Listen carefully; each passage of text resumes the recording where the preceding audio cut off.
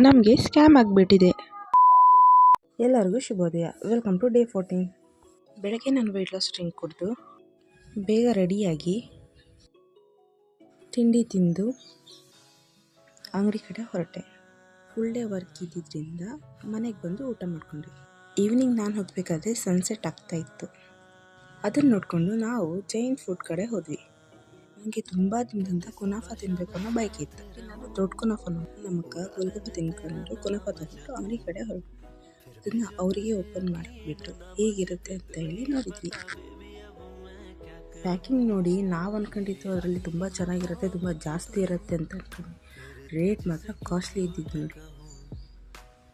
ಅದನ್ನು ಓಪನ್ ಮಾಡಿ ನೋಡಿದ್ರೆ ಅದರಲ್ಲಿ ಇದು ಬರೀ ಮೆಲ್ಟೆಡ್ ಚಾಕ್ಲೇಟು. ಯಾವತ್ತೂ ಬಾಕ್ಸ್ ನೋಡಿ ಯಾವುದನ್ನು ನಂಬೋಕ್ಕಾಗೋದಿಲ್ಲ. ನನ್ನ ಡಯಟ್ ಹಾಳು ಮಾಡ್ಕೊಳ್ಳೋಕ್ಕೋಸ್ಕರ ಈ ಚಾಕ್ಲೇಟ್ ತಗೊಂಡು ನಾವೇ ಮಂಗಾದ್ವಿ. ಎಲ್ಲರಿಗೂ ಕೊಟ್ಟು ನಾವು ತಿನ್ಬೇಕಾದ್ರೆ ನಮ್ಮ ಮುಖಗಳಂತೂ ನೋಡೋಕ್ಕೆ ಆಗ್ತಿರ್ಲಿಲ್ಲ. ಅದಕ್ಕೆ ನಾನು ನಮ್ಮ ಅಕ್ಕನ ಹತ್ರ ರಿವ್ಯೂ ತಗೊಂಡೆ.